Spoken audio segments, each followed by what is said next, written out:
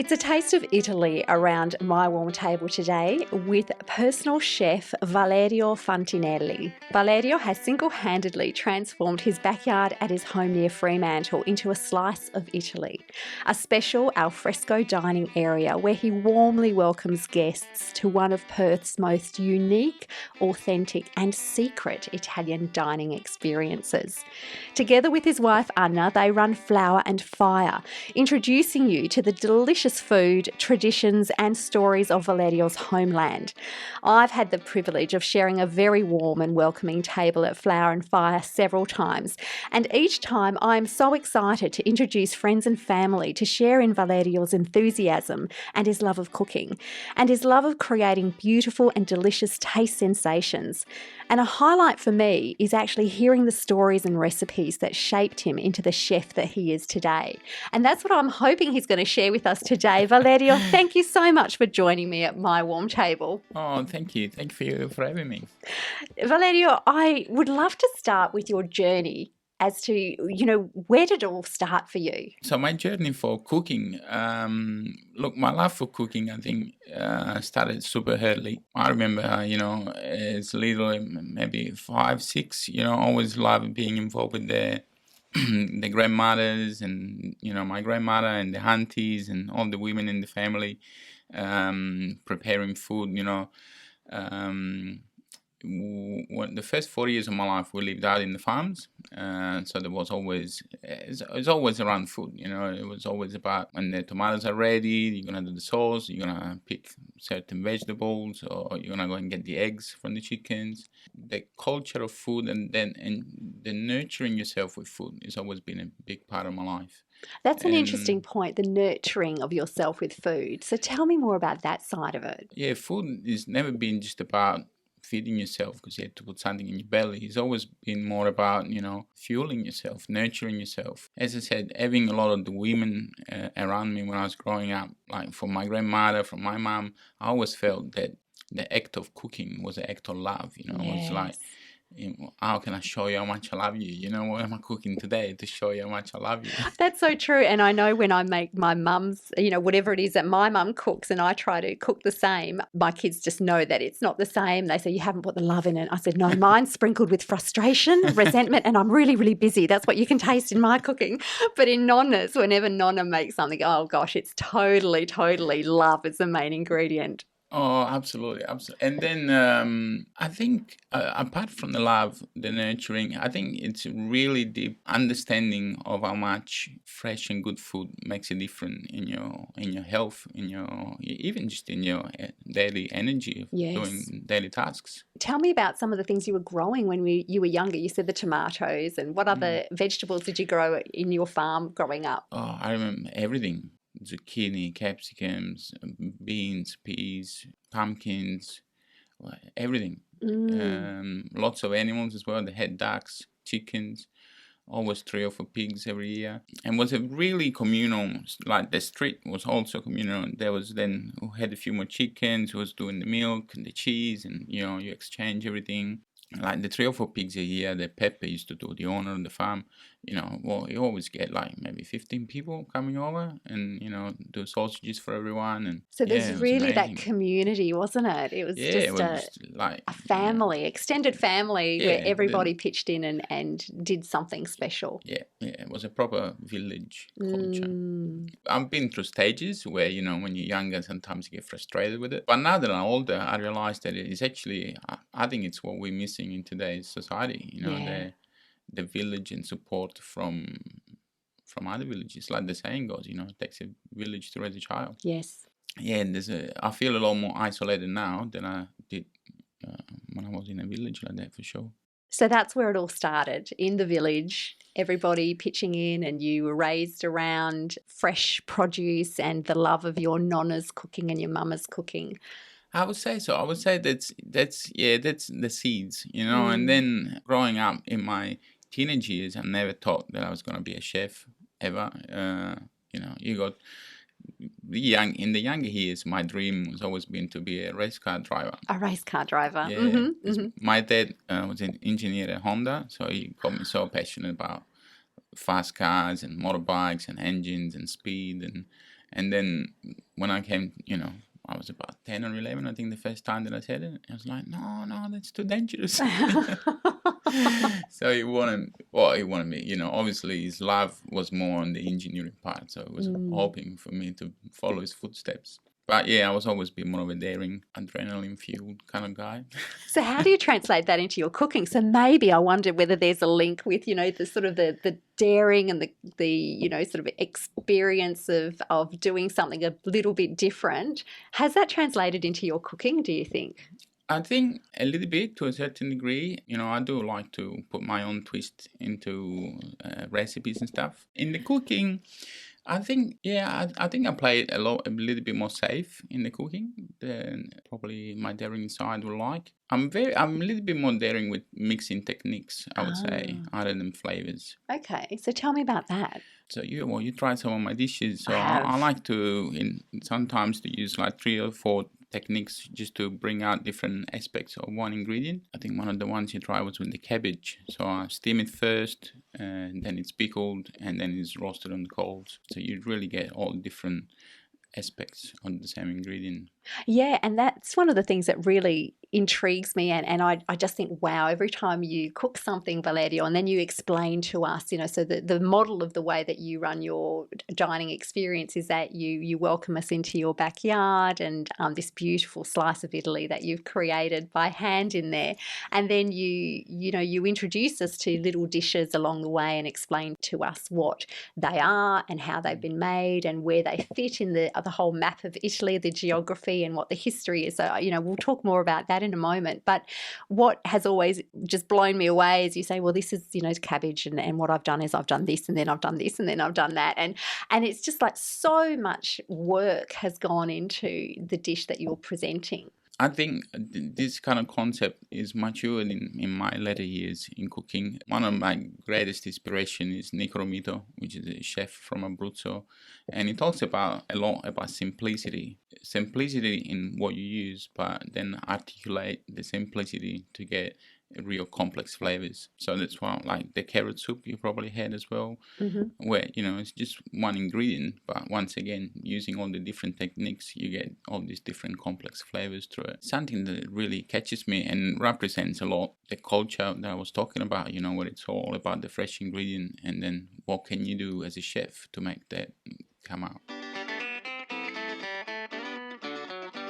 Take us back to racing car wannabe Valerio as a teenager. Yeah. So tell me then, how did you become a chef, and also how did you end up here in Australia? So take us back to that time and to your journey. The first introduction to cooking for me was when I was 14. I needed some extra cash. I was always very independent, and I wanted to go traveling around Italy when I was 15, and if I I would have gone and lived by myself when I was 14. Look, what happened was, so I needed some extra money, so I started being a delivery rider, so on the little mopeds, delivering pizzas, and loved it. It was so good. And then one night, the guy that ran the pizza shop injured himself, and so he rings me up. I started work at about 6:30. Rings me up at about 3 o'clock, and he says, "Oh, can you come a bit early into work tonight?" I said, "Yeah, sure, no worries. Everything okay?" He goes, "Oh, look, I just need you to give me a hand." I said, "Okay, easy." So I got there a bit early, and he goes, "Oh, you're going to do pizzas tonight?" I said, "What?" So you're 14? I was 14, yeah. And he said, "Oh, you'll be fine. I injured my arm. You just stand next to me. We do it together. Don't worry." And so that night I started making pizzas, and then loved it. About maybe another 3 or 4 weeks after that I was doing pizzas on it almost every night. He goes, "Oh, I had to tell you something else." I said, "Oh, what's going on now?" He goes, "Oh, I sold the pizza shop."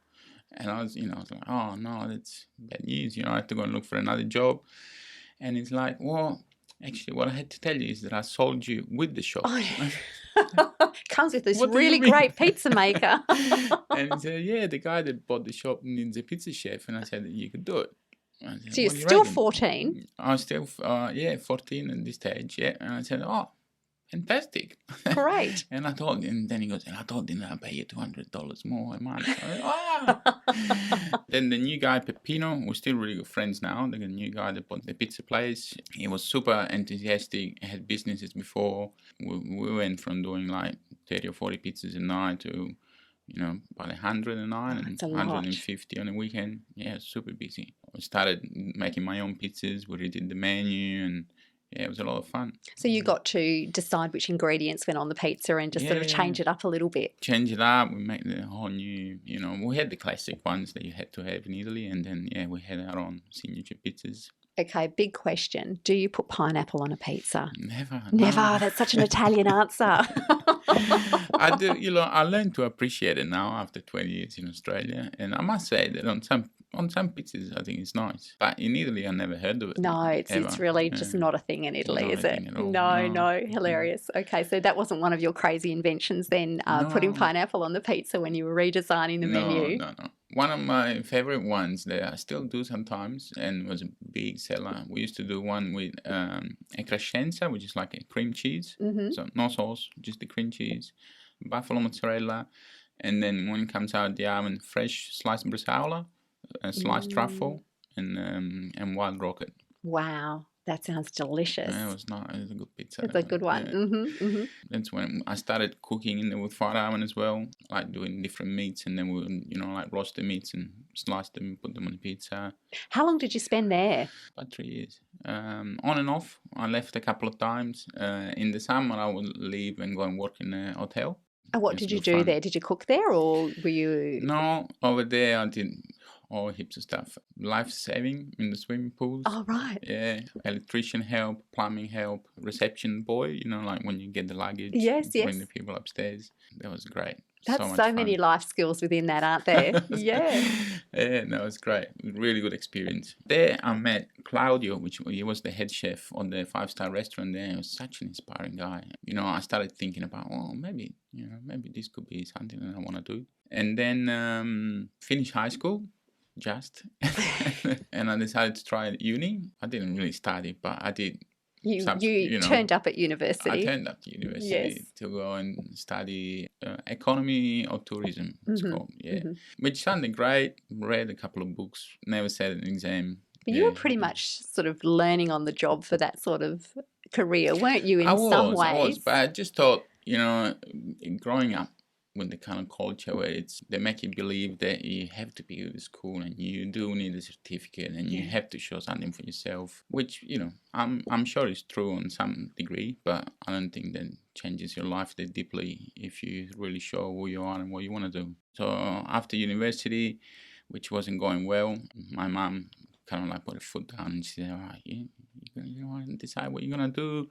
I can't stand you having you like this. I think that's a normal cry from most mothers of young sons or young, sort of adult sons. It's a tricky one. I can totally see it now that I'm a parent. I can totally understand where she was coming from. Not as much back then. So I said, that's it, I'm leaving.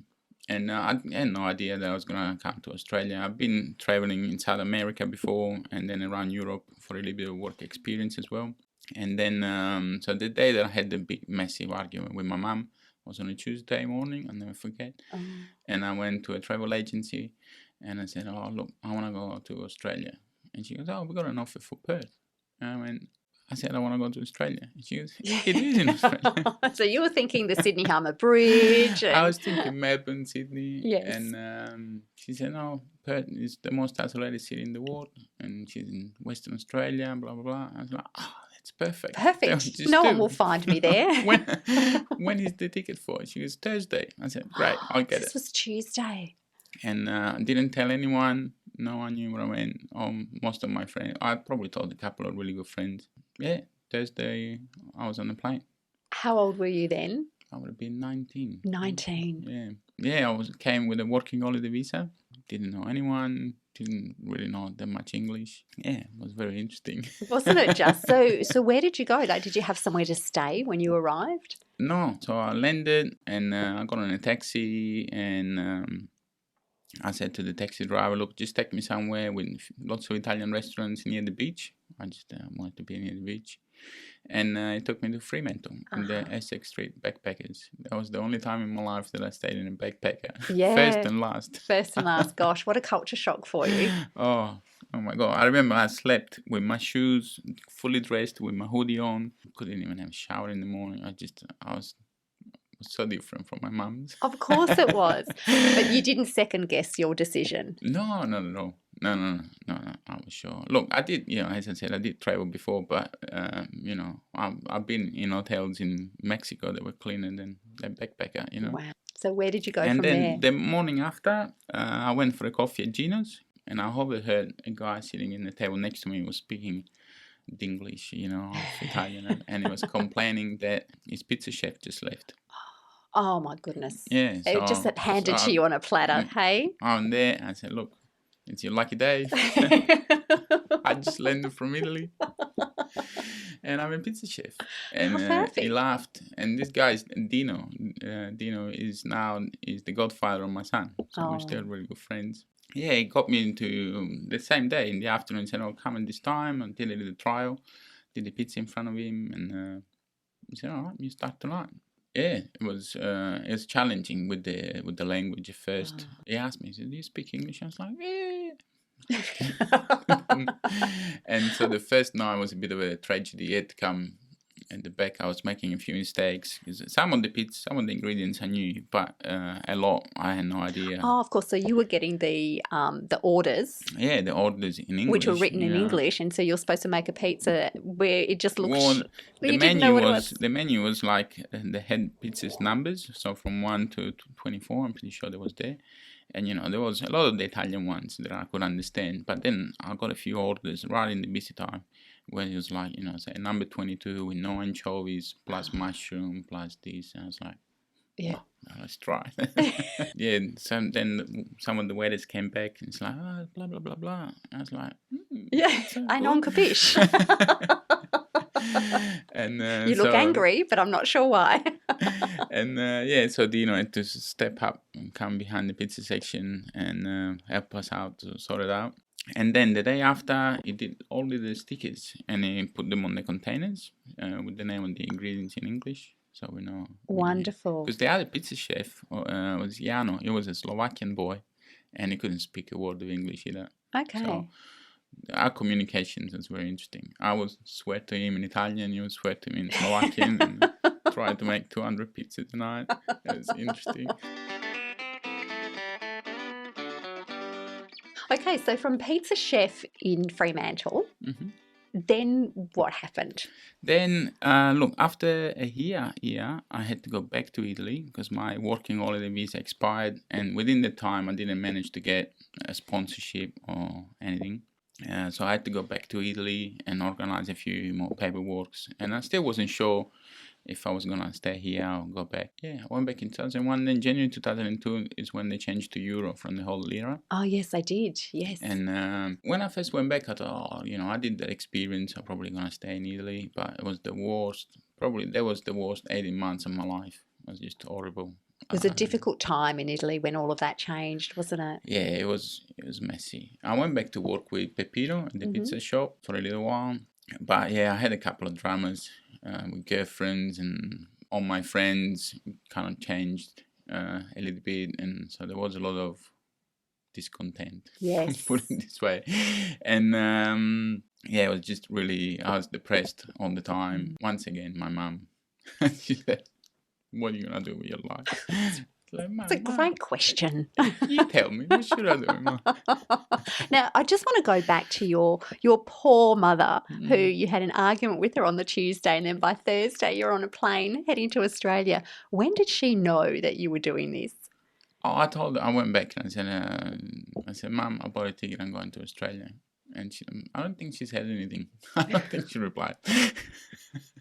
As hard as it was, she reckons it's the best decision I ever made for my life, which is true. The second time, I think, for my mum was even harder, because I think the first time that I left, she knew it was going to be an experience, and I just think that she was happy. As angry and upset as she was, I think she knew that it was going to be good for me.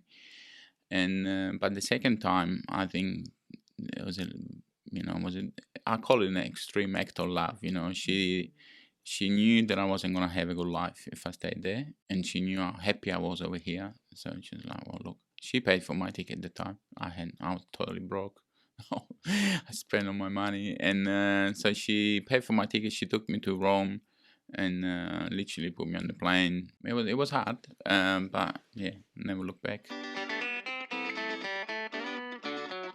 So your second time you came to Australia, what sort of work awaited you this time? I came back straight away. The first night, I went and saw Dino straight away, and it's like so over the moon. I think he cried as well when he saw me. Couldn't believe. I didn't tell him I was coming back, and I always said, you got a place here anytime you want. So he had this stage. He was working. He wasn't working free anymore. He had a restaurant in South Perth called Sopranos. Oh, yes. Yeah. Yes. Sopranos is a well-loved institution, really. Yes. And so I was doing, when I first came back, as I said, I was totally broke. I went and stayed rent-free at friends of mine. I said, I'll pay you back. So I was accumulating all debts. And so I was working really hard. I think the first 4 months, maybe more, I was working 7 days a week. So I was doing breakfast and lunch at Falduzi's in South Rio. And then 3 or 4 nights at Sopranos, and then the other 3 or 4 nights in another place in Fremantle on the floor. I was doing weathering. And they're late nights, aren't they? They're all late nights and busy and physical work. Yeah, it was full on. Yeah. But yeah, I needed to get my mind off things, and I needed to earn a lot of money. So I was like, let's do it. So you were working crazy hours every single night and building up new skills again? Yeah, I definitely. I had a bit more of a. I really wanted to learn a lot more about front of the house. So that's why I was doing a bit of weathering, which loved it. I really enjoyed the customer contact. Just talking with people and understanding the front of house. That's when I met Anna around the time. What was Anna doing? Was she working with you? No. She was. I seen it the first time that I was here, so 2 years before, just passing on the street. She used to go to Gino's with the sisters, and then so it took me about 3 months to get to know her. The second time I saw her again, I was like, oh my god, it's her again. She's gonna love listening to this. Yeah, no, she knows the story. She loves the story. It's a romantic story. But I finish and tell you about my voyage in cooking. Around that time, I started working with another Slovakian guy called Rusty. And he had a second job working with Vince, which had at the time, it was one of the first ones that started mobile wood fire oven pizzas. He used to do events and stuff. He needed a pizza chef, so I went and worked with him. And he was a massive influence on my career, Vince Valerio. He then got me a job at Savini's in Mount Lawley. Yes. And that's when we started, me and him kind of like worked together, and we did a new menu, mainly from the wood fire oven. So there was fish and roasts, and we used to do most cooking from the wood fire oven. It was very successful, busy place, and I absolutely loved it. There's a lot of people with pizza ovens in their backyards. Can you give us a tip? How do we maximise and do the best with a pizza oven or a wood-fired oven? What are some top tips? Top tips. Okay, so first of all, understanding your oven. So every oven is slightly different. So play around with the different temperatures, understand when is it really hot, when is it medium temperature. Try different woods, try and use, your jarrah or your pines. I love nuts trees, or, apple trees, olive trees, to get a different flame, slightly different smell, obviously, when it burns. Would you mix effect. woods? Yep. You'd mix woods, yeah. Normally, my go-to mix is normally jarrah and white gum and cherry wood. But yeah, I think, like everything, use it as much as possible and have fun with it. I will start with, the easy stuff. Normally, I would recommend pizza to go as high as possible, get the whole oven nice and white on the roof, so when the roof on the oven is all white, that means it's the highest temperature it will go to. So cook your pizzas really high, do a nice Italian style. But once you've done your pizzas, practice with your roasts and all the other beautiful bakes and things you can do in it. At the beginning, I really liked moving around, so I always had 3 or 4 different jobs in different restaurants until I went and worked at Valdarno, a place in Dalkeith. A small Italian-style trattoria. It was nice, but very, trattoria-style food, nothing fancy. I was extremely busy, so super, super busy. And that was my first proper kitchen job, so no oven, just pans and grill. And then I went and did a short little experience at Fraser's in Kings Park. Yes. And I guess a lot of the other experiences that you had then were reaffirming for you, if you didn't like working in a particular kitchen, it sort of reaffirmed for you, this is what I don't want. So sometimes I know in my own career, working somewhere where it's just nothing like you imagined, or with people that you don't normally sort of hang out with, and doing work that you wanted to try, but then you think, no, that's actually not what I want to do. They're actually really shaping experiences to help you decide what you don't want to do, which is sometimes equally as valuable as those amazing experiences which show you what you really do want to do. Oh, absolutely. And for me, it was like the realization of the work doesn't have to be suffering. There was, I heard someone saying it the other day, that we grow up with this thing where, you're going to study hard, you're going to work hard. But I never heard growing up, you're going to work lovingly, you're going to study passionately. It was all just having to do with hard. It's going to be hard, So I always thought, you're going to work long hours, you're going to suffer, and it's going to be hard. And you're not supposed to like it. Yeah, right. That's a really good way to look at it. Yeah, exactly. So now, would you say that you're working hard, but you're working passionately, aren't you? Oh, absolutely. It doesn't, I work long hours, but if it feels like it's part of my life, it feels like, I'm just expressing myself other than going to do a task that I'm required to do just to make some money.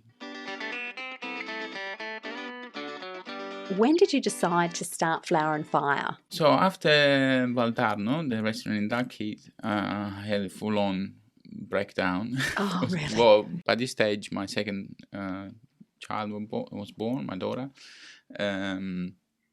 And it was just super stressful. It was a really busy place, and I wasn't home much. And so I just thought, you know what, I need a complete change of everything. This thing of driving kept coming into my head. Obviously, I couldn't do race car driving anymore, so I went to drive buses instead. Did you really? Did, You're a bus driver. I was a bus driver. You're full of surprises. For transport. I actually really enjoyed it. I thought it was great. For me, it was the first time ever, first of all, that I had a job sitting down. Okay. There's a lot to be said for that. Oh my God, it was so different. Like the first week, honestly, I would go home and I would have to stand up. That's how you've been sitting all the time. My bum was so sore. It was incredible. Like it's reshaped my own legs and back. It was just incredible. I never thought it was gonna be that intense. Yeah. And then I loved the fact that I didn't have to think. Yeah. Like, I didn't have to think, but once you're driving, you just, it's not. You're thinking about safety involved. And you're thinking about where you need to go, and it's different. But you can, I started doing a lot of thinking on what I wanted to do, and, I could do a lot of reading. Like, I always had a book with me. Every time you stop, you have 10 minutes, you read a book. And it's one of those jobs when nothing is ever your problem. Ever, the bus breaks down, you stop, ring up the radio. Oh, the bus broke down. Oh, don't worry, stay there. We'll come and fix it. Okay, I'll read my book. I'll read my book. And so if you follow the rules, which is it's pretty simple, I would imagine, you just have the nice attitude. Yeah. Honestly, it's one of those jobs. You finish, you close, turn the bus off, and it's done. You don't have to think about it. You don't have to wonder, I have to order this. The other big thing was that every minute overtime was paid. Saturday, time and a half. Sunday, double time. Public holiday, triple time. Unheard of from where you were coming from. Yeah. And you can accrue your holidays. So instead of getting paid overtime, they can go towards your holidays. Yes. And up to 6 weeks. So we had for 2 years. We went to Italy for 6 weeks, and you're still getting paid. So I was like, wow, crazy. And while I was driving the buses, which obviously, as I said, all the thinking and stuff, I always knew that cooking was my passion. I've got approached by Katrina Lane, which at the time she had Taste of Ballingup, a little shop down in Ballingup, and she organised a dinner. Was a long table dinner with some amazing chefs. You know, there's Guy Jeffries from Millbrook, which won Chef of the Year. Joe Vavasori from Lulu. Sam Ward, he won Chef of the Year as well. Mitch Mitchell, Sophie Bard. Amazing lineup. So I was like, why are you calling me? I'm a bus driver. What have I got to do with this? And where did she hear from you? Through Slow Food. So when I was in my cooking days through Vince, I was part of the Slow Food committee in Perth, and that's where I first met her. And we actually went to Italy together, to Terra Madre. It's a big festival that they do over there. Yeah, so she knew how passionate I was about culture and, you know, sourcing good ingredients and good food. So she wanted me on the team, and it was fantastic. And then, so I did the first long table dinner in Ballingup, which was a great success. And then after that, I got asked to do another little event in the Subiaco market with Sophie Bard and Simon Bryan was there. Simon Bryan was the had this TV show with Maggie Beer, and so a bit of a celebrity chef, great guy. And anyway, I cooked the porchetta for the lunch and a couple of sides. And after the event, you know, we went back to someone's house, and I took Simon with me in the car, and so he asked me, "So where do you work now?" And I said, "Oh, I'm a bus driver." And he just lost it. He laughed. He goes, "No, I'm serious. Where you work?" I said, "I'm a bus driver."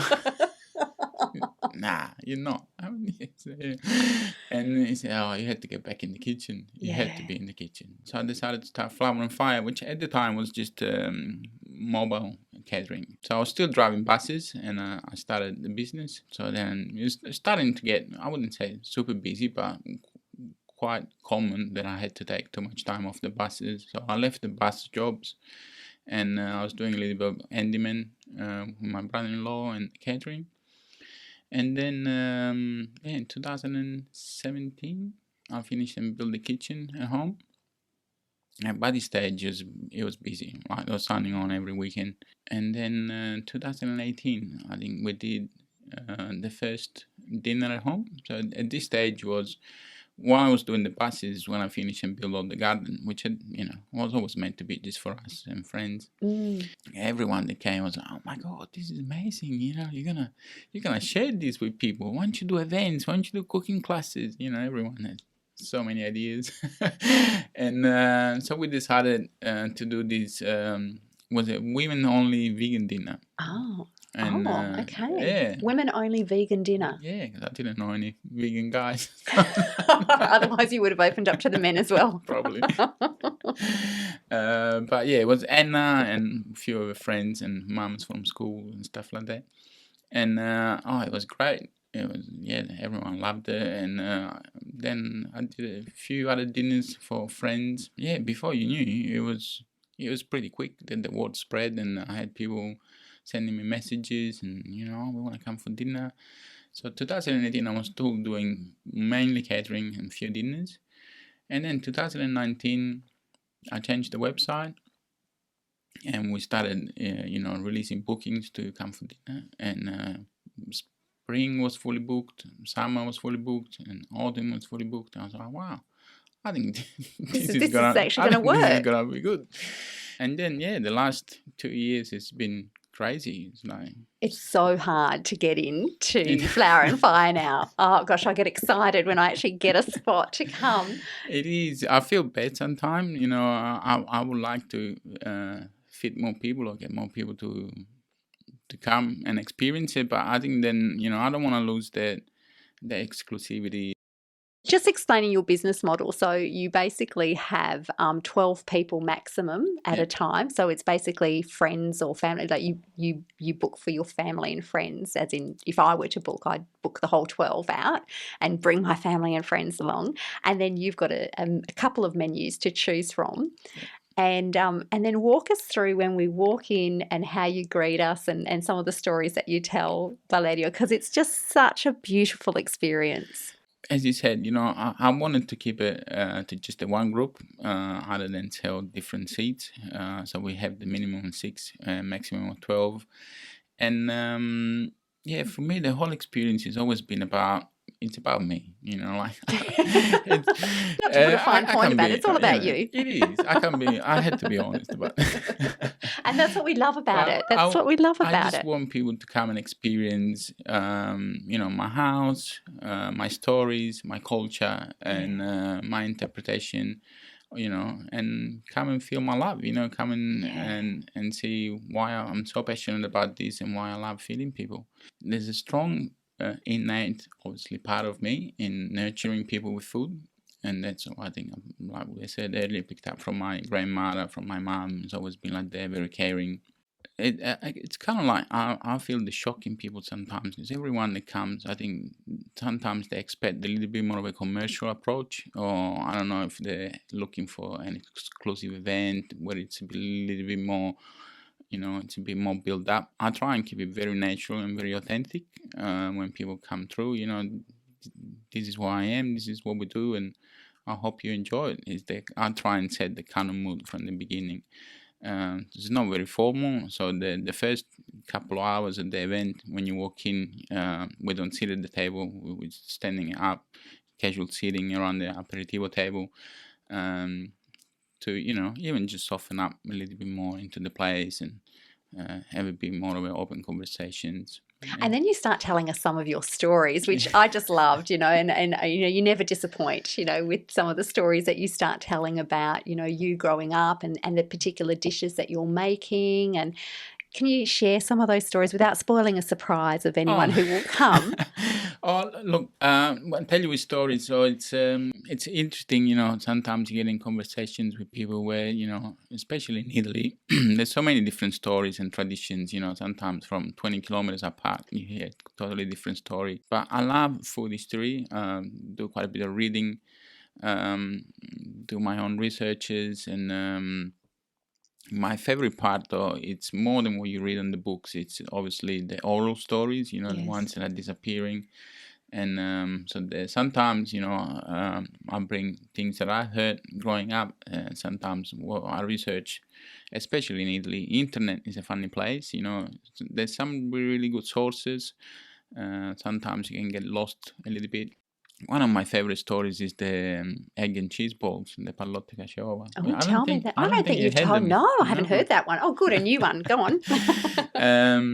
So the cheese and egg balls, pallotte caciova, they're typical from Abruzzo. And it was actually apparently the first ever written down recipe. We go back to the beginning of the 1800s. So even before Italy was actually... Yes, unified, yeah. Unified. And so Abruzzo has always been a shepherd agricultural area, especially up in the mountains. And so the story goes that basically when during the day the shepherds would bring lunch with them. Back in those days would be a piece of cheese and some bread, and they put it in the pockets. And they go out for the day, sometimes they sleep the night. When they come back home, they will empty their pockets on the table, to get the crumbs of the cheese and the bread, and the wife will mix them with egg and deep fry them, and that's how the recipe came about. There you go. So very, very extremely poor. Yes. Kind of cooking. But very tasty. Very tasty. I don't keep the bread and cheese in my pocket. No. Good that you clarify that. So you don't go that authentic then? I don't go that authentic, no. Tell us about the bread, because the bread's the one that I just love, the Pompeii bread. Oh, the Pompeii bread. Yes. Oh, I love the bread. Then one day, look, I love Pompeii. So Pompeii, was the gourmet capital of the Roman Empire. And they used to do so many different kinds of breads. This particular one that I do, it's 100% hydration. So it means 1 kilo of flour to 1 liter of water. And it's made by absorption, so you don't actually mix the dough. You just put the flour in a bowl, put the water on top, and just let it sit. It takes about a couple of hours, and then with the scoop, I just scoop it out of the bowl and put it into a terracotta pot, cooked in a wood fire oven, and you get the super crunchy on the outside and really, really soft and spongy on the inside. And It's got a nice smoky flavour. Yeah, it's called Artologanus. The archaeological historians have found. Yeah. So how old is that recipe? So we're looking at, probably 2,400 years old. Wow. Valerio, one of the other things that's really fun about your place there is that there are a lot of artifacts, if you like, of your childhood there. Yes, yeah. And, you've got some of these, cooking equipment that your Nonna would use. And, you were actually, one of the most important things that your Nonna left you was... Oh, the smacking spoon. The smacking spoon, the wooden spoon. Yeah, I absolutely love the one. I always loved it. Even before I decided to build a kitchen outside, I always had this fascination. I love copper, wooden tools, old tools. Always loved it. I think it's they tell a story on itself. Yeah, and they do. So I got showing in my kitchen one of the centerpieces is my Nonna's smacking spoon, which towards the end, she obviously did a lot of cooking with it. You can see it, but towards the end, it was purposely used for smacking. It was just like, that was the only reason it was used. Yeah, it wasn't hard to select. So it's 16 grandkids, and I was the one. And there was no question about the fact that you deserved it. No doubt.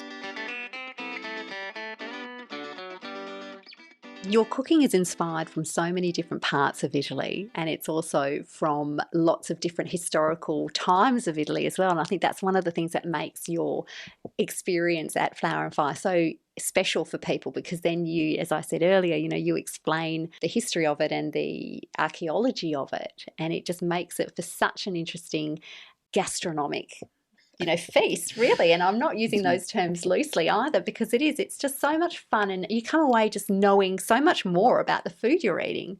I think it's an important part. Like I said before, I think for me, the oral tradition and the connection with the food is disappearing in today's culture. I just think it's so awesome to know, when I sit at the restaurant sometimes, I want to know why you're doing this dish. What was the idea? Why Italians love tomatoes so much? Or, why is this pasta shaped in a certain way other than another way? I always been fascinated about this kind of stories, and sometimes it's, months and months of study to come up with the recipe, and sometimes it's just by mistake. And I think that, as I said, for me, we go back to the connection, if you can connect with what you're eating and the history behind it, and it just makes it a totally different experience. And you grow a lot of what you serve in your backyard, or you've got a farm down south as well now? Yeah, look, I wouldn't say a little bit. So from the garden at home, we get all the herbs, sometimes potatoes. I had cherry tomatoes. I was successful with, bits of all the greens. We get the radicchio and the rape from the garden. And we got a farm in Varuna now. At the moment on there, we got the citruses. So I just went and picked lemons actually last week for limoncello. This year. Oh, yum. Ooh. Very nice. We got a chinotto tree as well. Chinotto? Yeah. I love chinotto. Yeah. Oh, my goodness. So, that's an acquired taste. A lot of people don't like chinotto, but it's a chinotto orange tree. Yeah. Yeah, okay. yeah, really, I love it. It's delicious. Mm. So the plan is to do most of our growing down there. And so only citrus, or you don't have animals at your plant? Animals. Right? No. Anna is vegan. And look, animals, because we don't live on the farm. There's a friend of mine that lives down there, and animals definitely not his thing. No. And it's it takes a lot to look after animals properly. And I don't know if I could do it myself either, to grow an animal and then kill it. Yes. I've done I've done it here as well. With Anna's uncle used to do his own pigs. I don't know if I'm getting softer with age. I don't know. It's I tell you what, being with Anna the last 15 years, we've been together 20 years, but the last 15 years that she's been vegan, and doing so much reading, listening to vegan people, I just got a completely different outlook on what I used to. Even when I serve meat, it's with a different approach. And I remember that, because I remember when you did serve, I think it was a prosciutto as part of one of the entrees, and you really talked about where this came from, and it's almost to the point where we knew the name of the pig that had been sort of Look, with the given pig to us. pig and goats, and I used to have Anthea. She's an absolutely amazing farmer. She's not farming anymore at the moment. So I still like to have the direct contact with farmers, but I think that it's important. Like sometimes looking at it from a vegan point of view, you think, oh, the animal was really happy. I was like, oh my god, it's even worse. Yeah. You killed the happy one. Why didn't you kill the miserable one? Miserable one. For me, it comes back down to respect. Yes. I can't imagine myself being a vegan chef. Imagine like being a painter and you can't use certain colors. And especially for the kind of cooking, regional cooking that I like to do, I think would be challenging for myself. Yeah, just limiting more than anything. So if I do choose to serve animals, I'm really careful where they come from.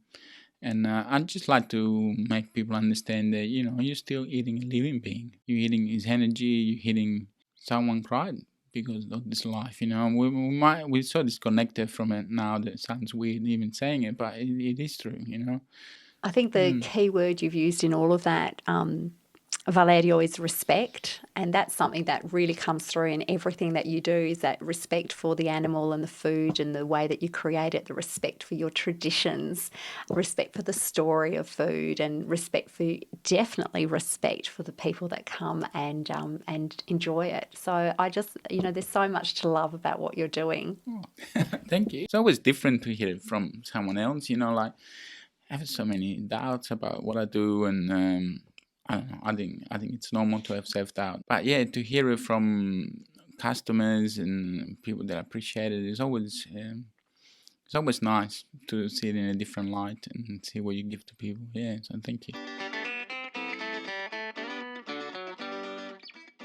I guess one big question for you, knowing that your road from when you were 14 and first started working in the pizza shop in Italy, and your road then to coming to Australia and all the different experiences that you've had, even, to driving a bus, what would you tell 19-year-old Valerio now that you've had all of these experiences and, you're a father and you run your own business? What would you tell 19-year-old Valerio?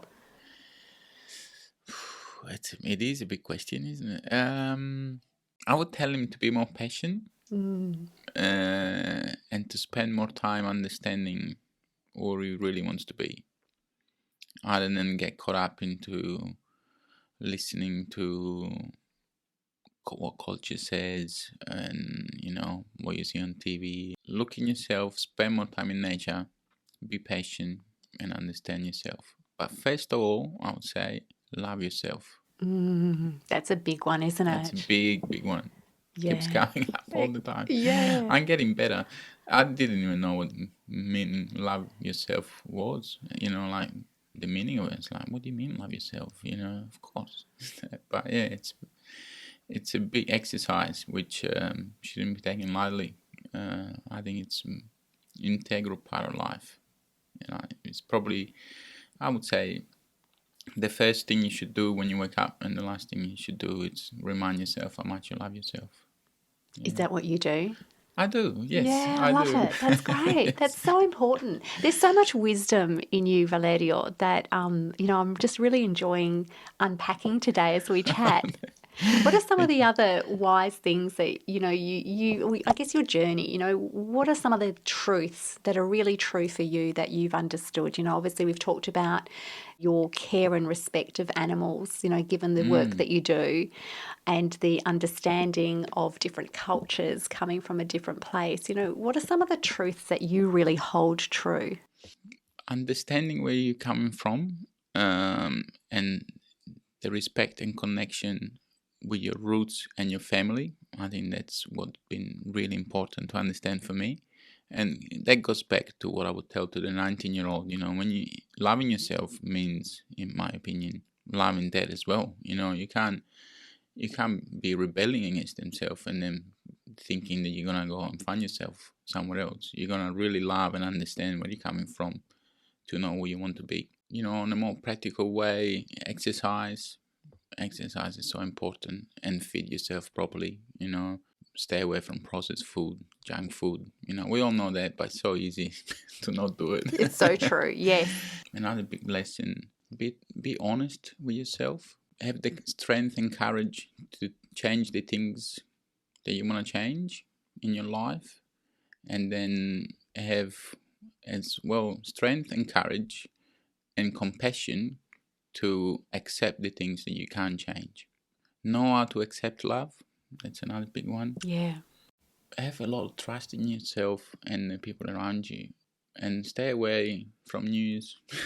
TV. Stay away from the news. Yeah, gosh, that's a good one. And stay away. I think that it's really important, especially in the way the society is going for younger kids, but even for adults, for everyone. I think that it's really, really important to understand the history of our culture, to understand why the world is going in a certain way.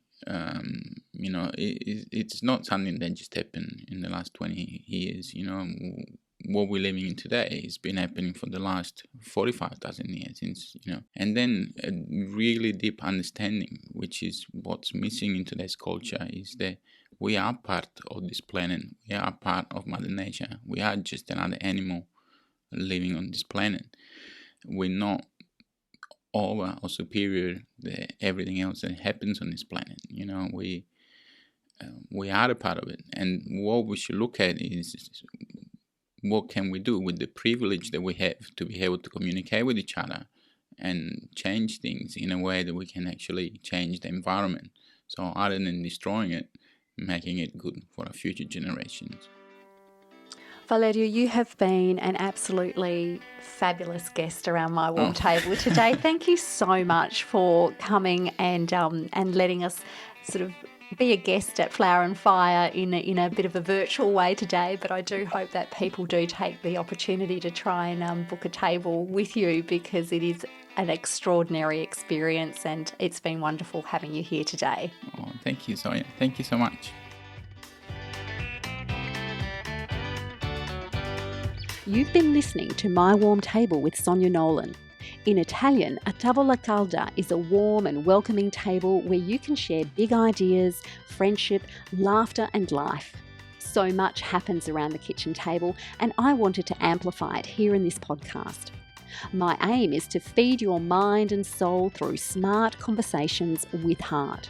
No topic is off limits, but good table manners rule.